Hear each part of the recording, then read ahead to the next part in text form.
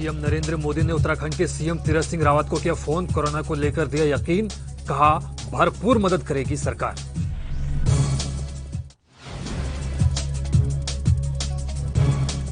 Corona को लेकर बोले मुख्यमंत्री तीरथ सिंह रावत, को वैक्सीन की खरीद के लिए 100 करोड़ हुए मंजूर, ज्यादा से ज्यादा लोगों को लगेगी वैक्सीन।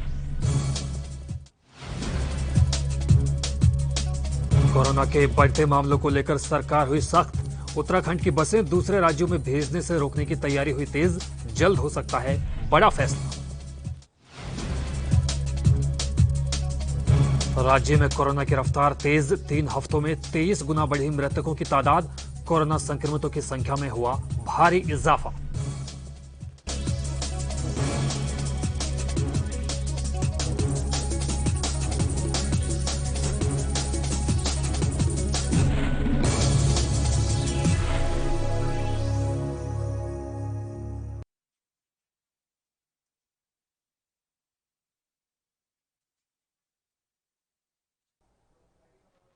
नमस्कार, स्वागत है आपका अपने उत्तराखंड में और मैं हूं जुबैर खान।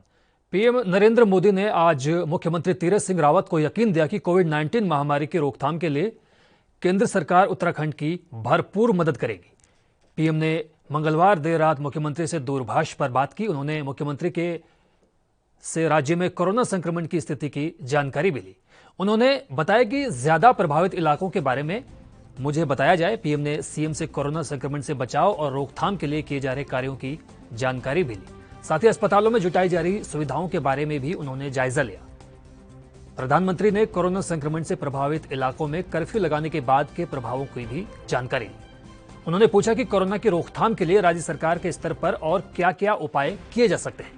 मुख्यमंत्री ने पीएम को देहरादून, हरिद्वार, नैनीताल और उधम सिंह नगर में कोरोना संक्रमण के बढ़ते प्रभाव की जानकारी दी।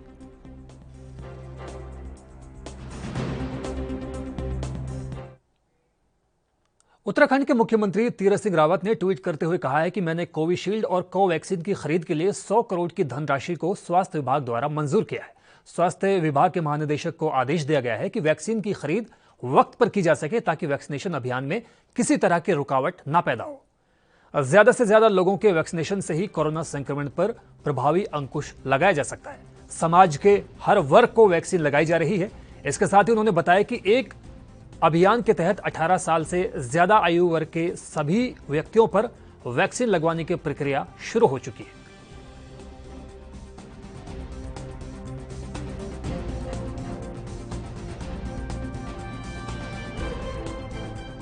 तो आप देख सकते हैं कि मुख्यमंत्री तीरथ सिंह रावत ने आज कोरोना के मद्देनजर स्वास्थ्य महकमे से जुड़े तमाम अधिकारियों की मीटिंग ली। इस दौरान उन्होंने कहा कि कोवैक्सीन की खरीद के लिए 100 करोड़ रुपए मंजूर किए गए हैं ताकि किसी भी तरह से कोरोना प्रदेश में पांव ना पसार पाए।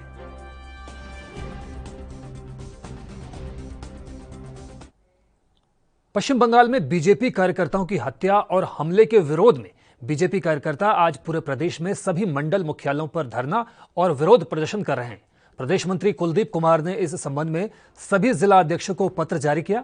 बता दें कि प्रदेश अध्यक्ष मनोज कौशिक के नेतृत्व में पूरे प्रदेश में कार्यकर्ता धरने पर है। कोविड-19 महामारी के प्रोटोकॉल को ध्यान में रखते हुए हर मंडल मुख्यालय पर केवल 20 कार्यकर्ताओं को ही धरने प्रदर्शन में शामिल होने की इजाजत दी गई है। धरने के दौरान वो सामाजिक दूरी, मास्क पहनने और सैनिटाइजर का इस्तेमाल करने के नियमों का कड़ाई से पालन कर रहे हैं।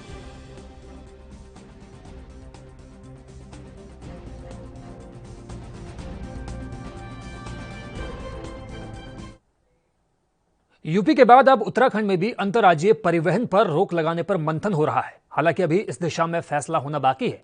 वहीं परिवहन विभाग के अधिकारियों का कहना है कि फिलहाल सीमित संचालन किया जा रहा है। सरकार ने आदेश दिया तो पूर्ण रूप से संचालन रोक दिया जाएगा। देश भर में बढ़ते कोरोना वायरस को देखते हुए उत्तर प्रदेश रोडवेज अंतर्राज्यीय परिवहन को रोकने का फैसला किया गया है। ऐसे में अब यूपी रोडवेज की बसें उत्तराखंड राज्य में दाखिल नहीं होंगी। हालांकि अन्य राज्यों में लगातार फैल रहे कोरोना संक्रमण के मामले को देखते हुए उत्तराखंड में भी लंबे वक्त से मांग उठ रही थी कि जब तक स्थितियां सामान्य नहीं होती तब तक अंतर्राज्यीय बस संचालन न किया जाए, जिससे अन्य मरीजों से कम कोरोना फैल सके। इससे संक्रमण फैलने के खतरे पर थोड़ा असर जरूर पड़ेगा। जिसके बाद से उत्तराखंड सरकार ने भी अंतर्राज्यीय संचालन पर रोक को लेकर मंथन शुरू किया है। मुख्य रूप से देखें तो अगर राज्य सरकार यह फैसला लेती है तो परिवहन निगम का वित्तीय नुकसान होना लाजिमी है, क्योंकि पहले से ही परिवहन विभाग वित्तीय कमी से जूझ रहा है।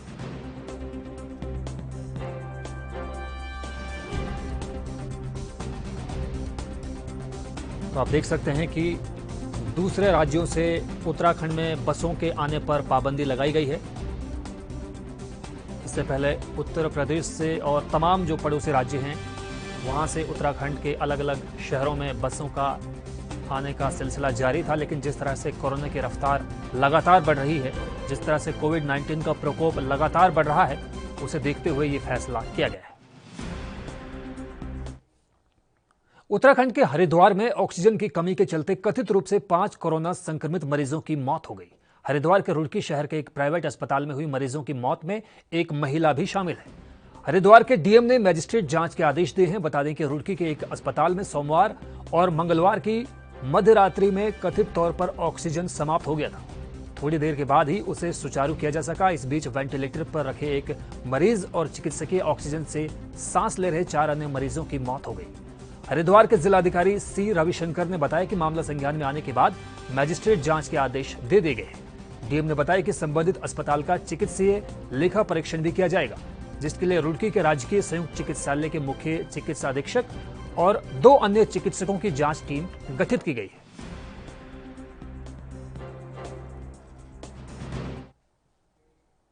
कोरोना की दूसरी लहर प्रदेश में हालात बेकाबू होते जा रहे हैं। सरकार के तमाम कोशिशों के बावजूद संक्रमितों और मृतकों की संख्या में तेजी के साथ इजाफा हो रहा है। स्थिति की भयावहता का अंदाजा इसी बात से लगाया जा सकता है कि पिछले 3 हफ्तों के दौरान मृतकों की तादाद में 22 गुना से ज्यादा का इजाफा हो गया है। वहीं संक्रमितों की संख्या भी करीब 7 गुना बढ़ गई है। कोरोना की दूसरी लहर का प्रदेश में 3 हफ्तों में संक्रमितों और मृतकों की संख्या कई गुना बढ़ा दी है। खुद स्वास्थ्य विभाग के आंकड़े इसकी तस्दीक कर रहे हैं।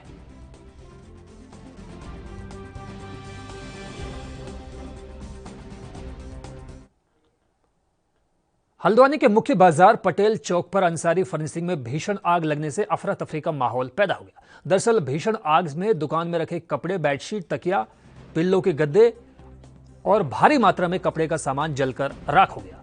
सूचना के बाद मौके पर पहुंची फायर ब्रिगेड की गाड़ियों ने आग पर बमुश्किल काबू पाया।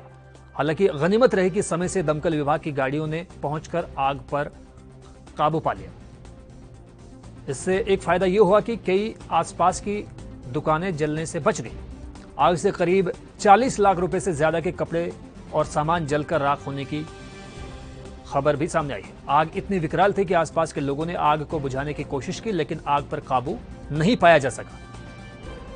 बताया जा रहा है कि कोविड कर्फ्यू के चलते दुकान पिछले कई दिनों से बंद है। दुकान से धुआं उठता देख लोगों ने दुकान के मालिक को सूचित किया। दुकान के मालिक के पहुंचने से पहले ही दुकान जलकर पूरी तरह से राख हो गई थी।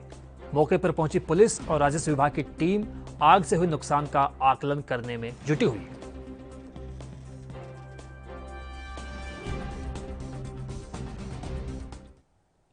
उत्तराखंड के हरिद्वार, बैरागी कैंप और समस्त मेला क्षेत्र में जितने भी सार्वजनिक शौचालय बनाए गए थे, उनका मल मूत्र कुंभ मेला खत्म होने के बाद सीवरेज पंपिंग टैंकों के माध्यम से उठाया जाना था, लेकिन स्थानीय जिला प्रशासन और नगर निगम प्रशासन इस ओर ध्यान नहीं दे रहा, जिसकी वजह से समस्त क्षेत्रों में टूटे फूटे नल के कारण शुद्ध पेयजल की बर्बादी हो रही है।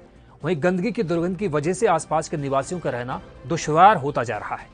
एक तरफ तो कोरोना महामारी जनता पहले ही परेशान है, तो वहीं दूसरी तरफ गंदगी से फैली बीमारियों से भी लोग अब दुखी होने लगे हैं। लोगों का कहना है कि अगर साफ सफाई की ओर ध्यान नहीं दिया गया तो कई संक्रमित बीमारियों के पैदा होने की प्रबल संभावना है। जी, इसलिए मैंने सफाई भी करना। ये देखो सब मैंने इधर से थोड़ा थोड़ा करा था, फिर ये लेडीज आके काम करने लग गई। जी, मैंने कहा चलो ठीक है, अब ये कर रही है तो कोई बात। खाने की व्यवस्था क्या है यहाँ पर? पानी की व्यवस्था ये नल लगे थे, इन्होंने तोड़ दिया, बंद कर दिए भैया आके। खाने की व्यवस्था क्या? खाने की व्यवस्था तो यहाँ पे कोई नहीं है। कभी कभार कोई कार वाला आ जाता है तो दे देता है, नहीं तो वहाँ पे यहाँ से और फिलहाल वक्त हुआ एक ब्रेक का। ब्रेक उस पार भी जारी है आपनो उत्तराखंड।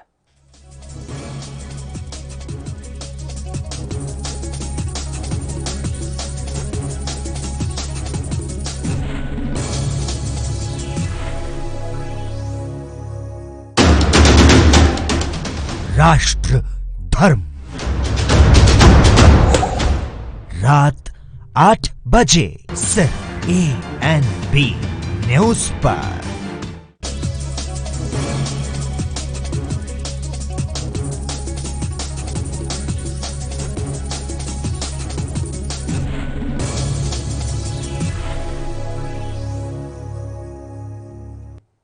तो ब्रेक के बाद स्वागत है आपका आपनो उत्तराखंड में। उत्तराखंड के चमोली जिले में मंगलवार को तबाही मचाने के बाद आज बुधवार को राजधानी देहरादून में फिर मौसम खराब हो गया। सुबह 11 बजे के बाद देहरादून में अचानक मौसम खराब हो गया। आसमान में तेज गर्जना के साथ हवाएं चलने लगी, जिसके बाद देहरादून में कुछ देर के लिए झमाझम बारिश हुई। इससे मौसम सुहावना तो हो गया, लेकिन आसपास के इलाकों में मौसम में भारी तब्दीली देखी गई।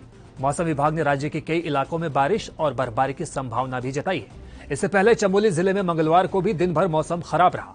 सुबह से ही जिले में हो रही बारिश और बर्फबारी देर शाम तक होती रही। बद्रीनाथ धाम की चोटियों के साथ हेमकुंड साहिब, फूलों की घाटी, घांगरिया, रुद्रनाथ, लालमाटी समेत ऊंचाई वाले क्षेत्रों में जमकर बर्फबारी हुई, जबकि निचले क्षेत्रों में तेज बारिश हुई। बता दें कि तेज बारिश की वजह से आलू और गेहूं की फसलों को नुकसान हुआ है। गोपेश्वर के साथ ही जोशीमठ, पोखरी, पीपलकोटी, नंदप्रयाग और घाट क्षेत्रों में बरसाती गदेरे उफान पर आ गई।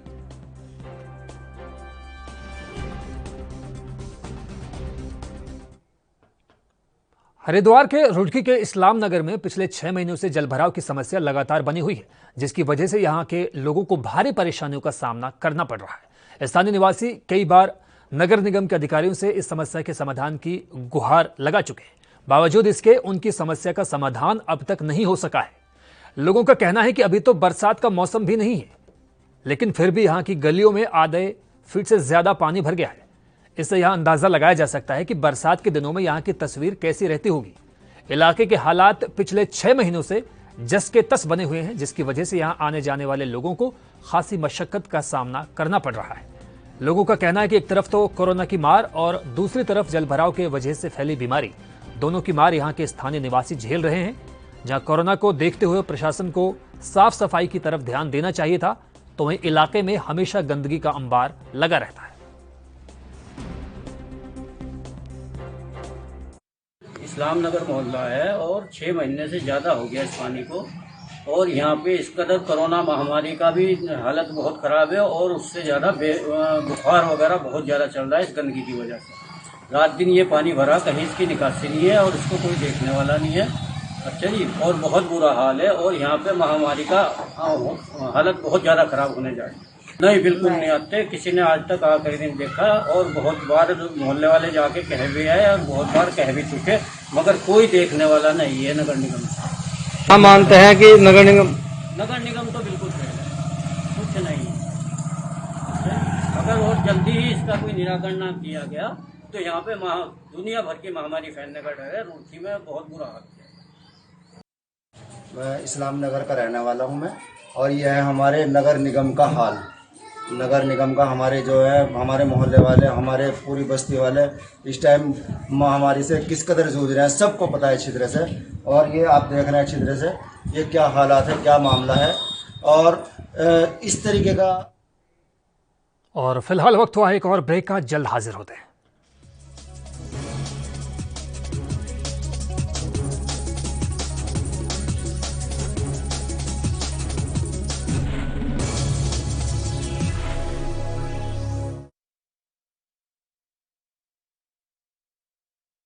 गुरु तेग बहादुर फतेह प्रतिष्ठान ਧੰਨ ਧੰਨ गुरु अर्जुन साहब की शोभ प्राप्त ਧੰਨ ਧੰਨ गुरु तेग बहादुर शोभ प्राप्त है, जिसका नाम गुरुद्वारा गुरु का बाग है।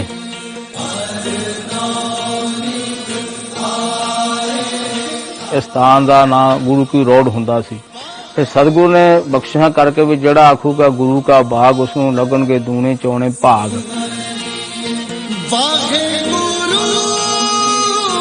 ये सतगुरु का सांझा स्थान है धन गुरु तेग बहादुर गुरु अर्जुन साहब का।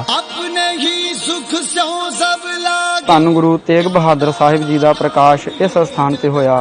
ਇਸ ਪਾਵਨ ਸਥਾਨ ਤੇ ਧੰਨ ਗੁਰੂ ਤੇਗ ਬਹਾਦਰ ਸਾਹਿਬ ਜੀ ਦੇ ਪ੍ਰਕਾਸ਼ ਦਿਹਾੜੇ ਸਮੂਹ ਸੰਗਤਾਂ ਵੱਲੋਂ ਸ਼ਰਧਾ ਭਾਵਨਾ ਤੇ ਸਤਿਕਾਰ ਸਹਿਤ ਮਨਾਏ ਜਾਂਦੇ ਹਨ।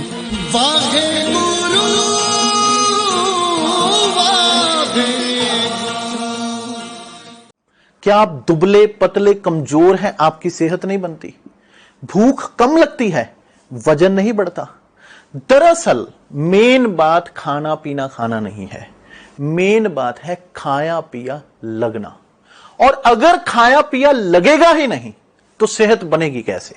इसलिए हमारी संस्था सन्यासी आयुर्वेदा ने एक ऐसी दवा बनाई है जो कि आपके पाचन तंत्र को, आपके लीवर सिस्टम को ठीक करने का काम करती है, ताकि आप जो भी खाएं उसका पूरे का पूरा निचोड़ आपके शरीर को लगे, आपकी भूख बढ़े, खाया पिया सही से लगे, नया खून बने, हड्डियों में जान आए, वजन बढ़े, ताकत बढ़े, चेहरे पर नूर आए और आप मोटे तगड़े खूबसूरत पर्सनैलिटी के मालिक बन जाएं। यह दवा पूरी तरह से आयुर्वेदिक होती है। इसका शरीर पर कोई भी साइड इफेक्ट, कोई भी नुकसान या दुष्प्रभाव नहीं होता। लड़के लड़कियां दोनों इसका इस्तेमाल कर सकते हैं और पहले 15 दिन के अंदर ही आपको इसका असर महसूस हो जाएगा। सिर्फ 650 रुपए की पूरे 1 महीने की दवा होती है और आप इसे घर बैठे 01145454545 पर फोन करके दवा मंगवा सकते हैं।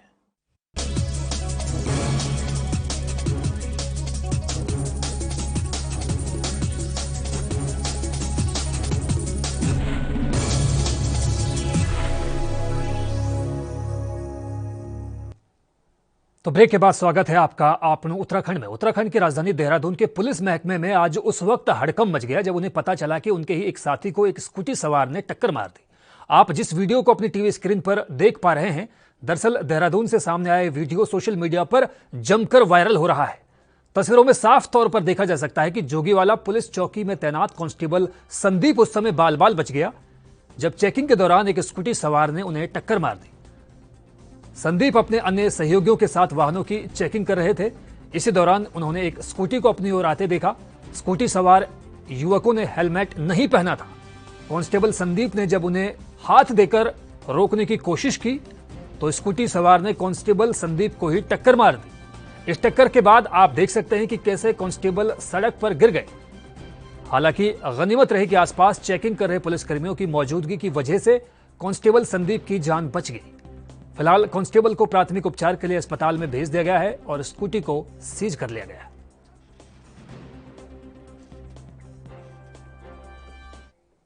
उत्तराखंड के चमोली के सुमना में आए हिमस्खलन में लापता एक और मजदूर का शव बरामद किया गया है। अब इस आपदा में मृतकों की कुल संख्या 18 हो गई है। आपको बता दें कि सेना और आईटीबीपी की ओर से रोजाना 4 घंटे से ज्यादा आपदा प्रभावित क्षेत्रों में रेस्क्यू कर लापता मजदूरों की तलाश की जा रही थी। वहीं बीआरओ की ओर से मलारी हाईवे को रिमखिम तक खोल दिया गया है, जिससे सेना के वाहनों के सीमा क्षेत्र में आवाजाही सुचारू रूप से चालू हो गई।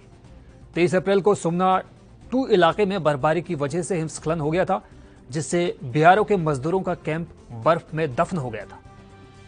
हादसे में 17 मजदूरों की मौत हो गई थी, जबकि एक मजदूर लापता चल रहा था, जिसका शव मंगलवार को आपदा वाली जगह से बरामद किया गया है। बरामद किए गए शवों को जिला प्रशासन और बीआरओ की ओर से झारखंड सरकार को सौंप दिया गया है। हादसे में सेना की ओर से 348 मजदूरों को सुरक्षित बचा लिया गया। इन मजदूरों को अब क्षेत्र में फिर से सड़क निर्माण कार्य में लगा दिया गया है।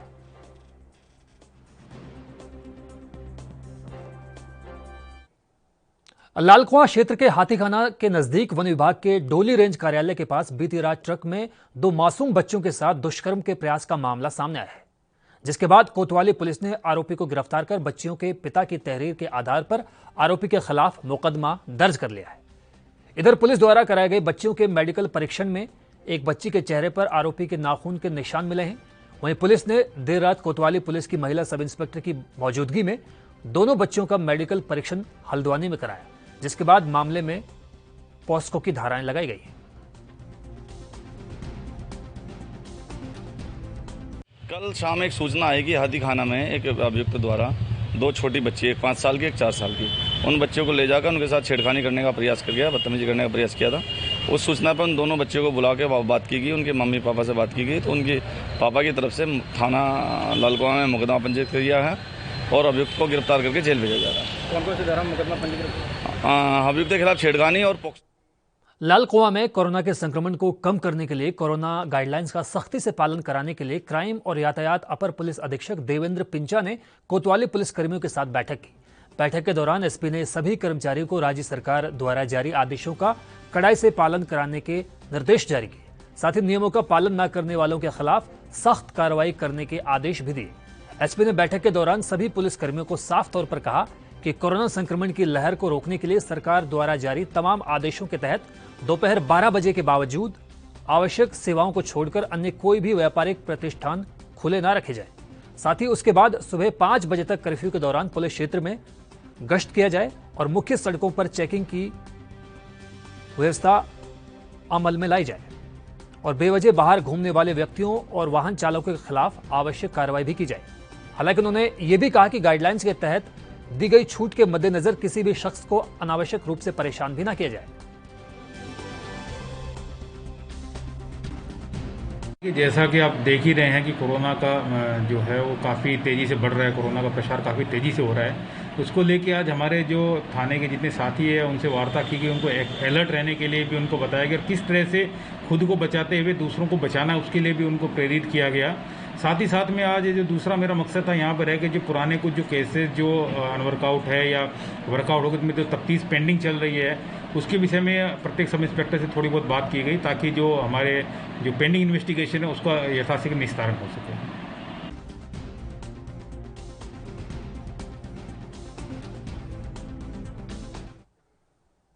कोरोना संकट के मद्देनजर लोगों तक मुफ्त में खाद्यान्न देने के मद्देनजर पीएम गरीब कल्याण योजना के तहत राशन दिया जा रहा है। नैनीताल जिले के करीब 13 लाख कार्ड धारकों को 5 मई से प्रति यूनिट 5 किलो मुफ्त राशन मिलने जा रहा है। इस योजना के अंतर्गत सफेद कार्ड के अलावा लाल कार्ड धारकों के प्रति यूनिट 3 किलो गेहूं और 2 किलो चावल मुहैया कराया जाएगा। ऐसे में जिला पूर्ति विभाग ने राशन की दुकानों तक राशन भिजवाने का काम शुरू किया है। बता दें कि क्षेत्रीय खाद्य पूर्ति अधिकारी हल्द्वानी के मुताबिक शासन से गेहूं और चावल का आवंटन हो चुका है। सभी राशन डीलर विक्रेताओं को आदेश दिया गया है कि राशन की उठान जल्द से जल्द कर 5 मई से राशन वितरण का काम शुरू किया जाए। उन्होंने बताया कि खाद्यान्न वितरण में राशन डीलरों द्वारा कोई भी लापरवाही बरती गई तो उनके खिलाफ सख्त कानूनी कार्रवाई की जाएगी।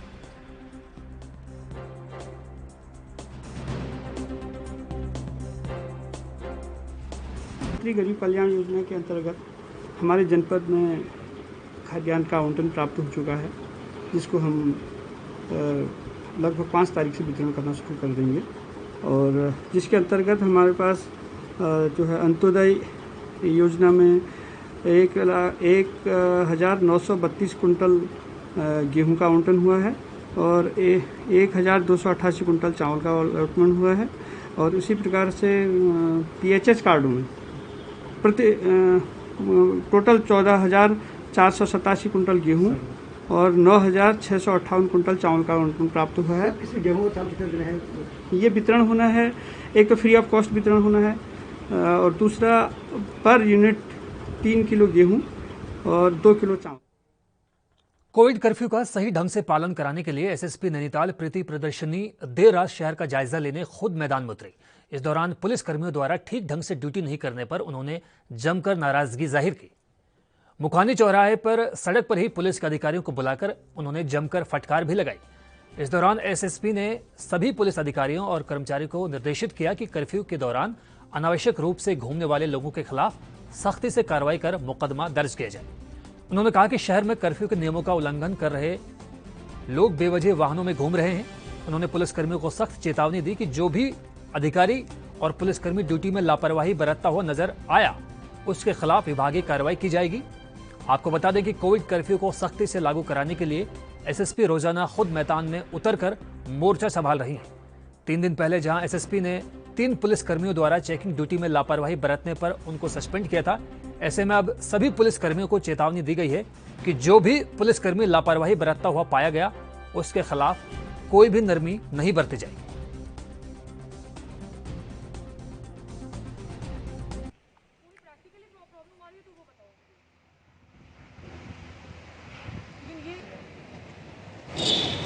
आप लोगों ने पता नहीं क्या अपना वो कर लिया है, तो ये ठीक नहीं है, इसमें हम लोग सुधार करने की जरूरत है। लेकिन वो 2 बैरियर बहुत सही होंगे, ठीक है ना। और सीओसीटी आपका काम है देखना कि जो बैरियर्स पड़ रहे हैं वो इफेक्टिव जगह पे पड़े, ठीक है ना। रायता फैलाने की जरूरत है, इसको ढंग से करिए। कुछ इश्यूज है आपके तो वो बताइए। मैम ये एक्चुअली अब वही सर मेडिकल के लिए जा रहे हैं, हम दवाई लेने जा रहे हैं, उसके मेडिकल वाले तो निकलेंगे मैम कुछ फर्जी भी जा रहे हैं सिर्फ कह करके कि ठीक है, क्योंकि उसमें से आपको 5 गाड़ियाँ ऐसी जरूर मिल जाएंगी जो फालतू में घूम रहे हैं। उस दिन अभी परसों है, कल की बात है शायद, तिकोनिया में 3-4 बाइक्स ऐसी मिली जो बेफालतू में घूम रहे थे यहाँ से वहाँ। एक कह रहा है मेरी उंगली में चोट लगी है, मैं जा रहा हूँ, खुद बाइक चला रहा था डॉक्टर। तो इसलिए जब आप कड़ाई से चेक करेंगे तभी मिलेगा। वो मैं समझ रही हूँ कि बहुत लोग हैं कई चीज़ों के बहाने से भी निकल रहे हैं, वो पर्चा लेके निकाल रहे हैं, लेकिन उसको जब तक हम गहनता से चेक नहीं करेंगे तो जो ये 4-5 लोग आईपीएस अशोक कुमार ने कहा है कि उत्तराखंड पुलिस कोरोना की इस दूसरी लहर से आप सभी के साथ इस चुनौती से लड़ रही है। पुलिस को आपकी हर मुमकिन मदद करने के लिए निर्देशित किया गया है। कृपया अपने घरों से बाहर ना निकलें जब तक कोई इमरजेंसी ना हो, क्योंकि जनता कर्फ्यू ही है जो कोरोना के खिलाफ हमारी लड़ाई को मजबूत बनाएगा और कामयाब भी।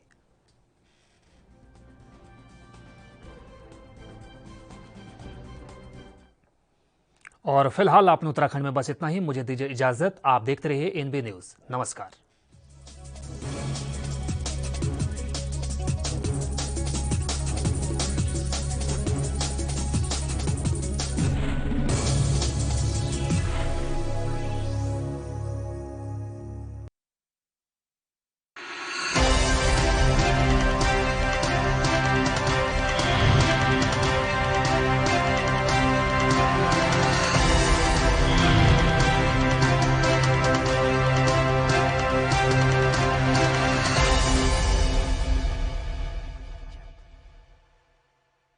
क्या आप दुबले पतले कमजोर